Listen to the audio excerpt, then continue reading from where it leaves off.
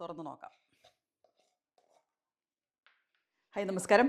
ഇതെന്താണെന്ന് നിങ്ങൾക്ക് മനസ്സിലായോ? ഇതൊരു വീട്ടിൽ തന്നെ ഉണ്ടാക്കിയെടുക്കാൻ പറ്റുന്ന ഒരു ഫെർട്ടിലൈസറാണ് കേട്ടോ.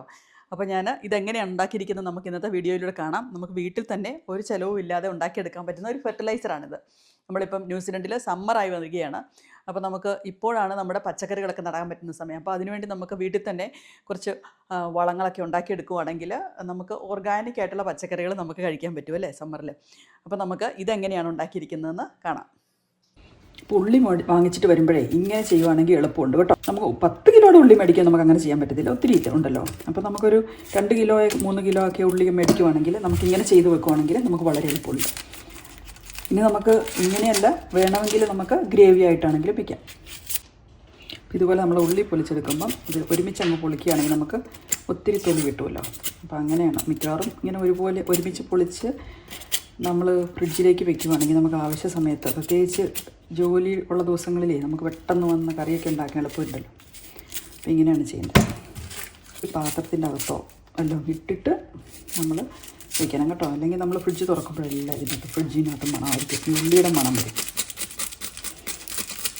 നമ്മൾ ഉള്ളിയൊക്കെ പൊളിച്ച് കഴിഞ്ഞിട്ടുണ്ട്. ഇനി നമ്മൾ ഇതുപോലെ ഒരു പാട്ട എടുക്കുക.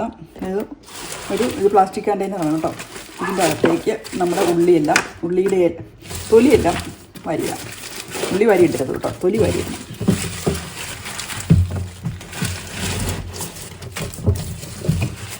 അപ്പോൾ നമ്മൾ ഒണിയൻ പീലുകളെല്ലാം ഇതിൻ്റെ അകത്ത് നമ്മൾ കുത്തി നിറച്ചിട്ടുണ്ട് കേട്ടോ. ഉള്ളികളെല്ലാം പൊളിച്ച് കഴിഞ്ഞ് ഇനി നമുക്ക് ഈ ഉള്ളി കഴുകിയെടുക്കണം.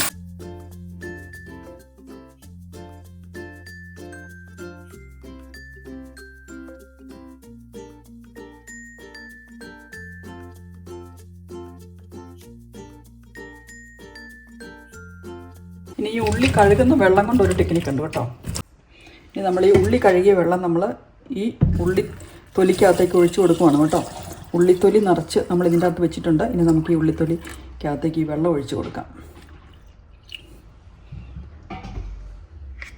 ഇതിൻ്റെ അകത്ത് എന്നിട്ട് നമുക്കിതിങ്ങനെ അടച്ചങ്ങ് വയ്ക്കാം. അടച്ച് വെച്ചിട്ടൊരു 3 ദിവസം കഴിയുമ്പോൾ തൊട്ട് നമുക്കിത് ഈ ഒണിയൻ ടീ നമുക്ക് നമ്മുടെ ചെടികൾക്ക് ഒഴിച്ചു കൊടുക്കാൻ പറ്റും. ഇതെടുക്കുമ്പോൾ നല്ലൊരു ബ്രൗൺ കളർ കാണും കേട്ടോ. അത് കോൺസെൻട്രേറ്റ് ആയിട്ടാണ് കിട്ടുന്നത്. അപ്പം നമ്മളിതിനെ ഡൈല്യൂട്ട് ചെയ്താണ് നമ്മൾ ചെടികൾക്ക് ഒഴിച്ചു കൊടുക്കേണ്ടത്. അല്ലെങ്കിൽ ചെറിയ ചെടികളൊക്കെ കരിഞ്ഞു പോകാൻ സാധ്യതയുണ്ട്. പ്രത്യേകിച്ച് പച്ചക്കറികളൊക്കെ കണക്കാണ് ഞാൻ ഒഴിച്ചു കൊടുക്കുന്നത് കേട്ടോ. കൂടുതൽ പൊട്ടാസ്യം അടങ്ങിയിട്ടുള്ളതുകൊണ്ട്.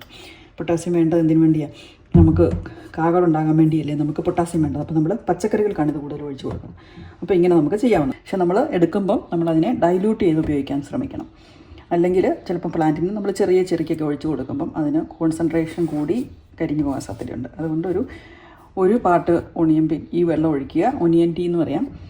ഇതിനെ നമുക്ക് എന്നിട്ട് 5 പാട്ട് വെള്ളം കൂടെ ഒഴിക്കണം. അതങ്ങനെ ഒഴിച്ചാണെന്നാണ് ചെടികൾക്ക് ഒഴിച്ചു കൊടുക്കുന്നത്. നല്ലൊരു ഫെർട്ടിലൈസറാണ് കേട്ടോ. ഒത്തിരി പൊട്ടാസ്യം കാൽസ്യം ഒക്കെ അടങ്ങിയ ഫെർട്ടിലൈസറാണിത്. അപ്പോൾ ഇതെന്താണെന്ന് നിങ്ങൾക്കിപ്പോൾ മനസ്സിലായല്ലോ. ഇത് നമുക്കിത് തുറന്ന് നോക്കാം. ഇനി നമുക്ക് തുറന്നിട്ട് ഇതിപ്പോൾ ഇങ്ങനെ ഇട്ട് വയ്ക്കാൻ തുടങ്ങിയിട്ട് 4 ദിവസമായി കേട്ടോ. ഇനി ഇതിൻ്റെ അകത്തുനിന്ന് നമുക്ക് ഊറ്റിയെടുക്കാം. ഉണ്ടോ?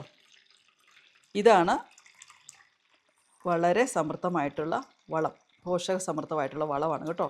നമ്മുടെ ചെടികൾക്ക് ഒഴിച്ചു കൊടുക്കാൻ വേണ്ടി പറ്റുന്ന ഒരു കാര്യമാണ്.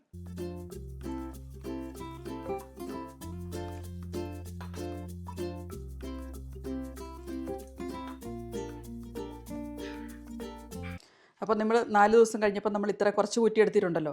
ഇനി ഞാനിതൊരു 7 ദിവസം വരെ ഇവിടെ വെക്കും കേട്ടോ. ബാക്കി 7ാമത്തെ ദിവസം ഇത് മുഴുവൻ ഒഴിച്ചെടുക്കും.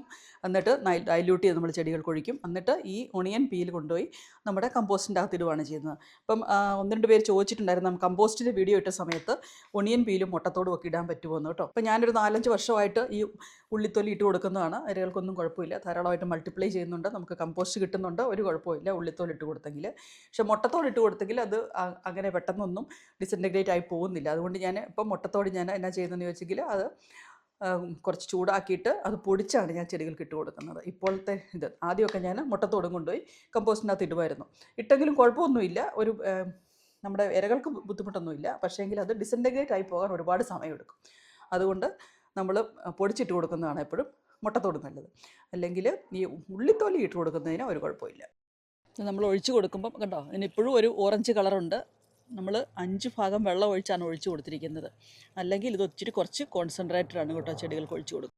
അറിയാവോ, ഇത് നമ്മുടെ തേയില ചെടിയാണ് കേട്ടോ. നമ്മുടെ തേയിലപ്പൊടി ഉണ്ടാക്കത്തില്ലേ, ചായപ്പൊടി കിട്ടുന്ന തേയിലയാണിത്. അപ്പം തേയിലയ്ക്ക് നമ്മൾ ഒഴിച്ചു കൊടുക്കാം. ഇവിടെ കൈതയ്ക്ക് നമ്മുടെ പൈനാപ്പിളിന് കുറച്ച് ഒഴിച്ചു കൊടുക്കാം.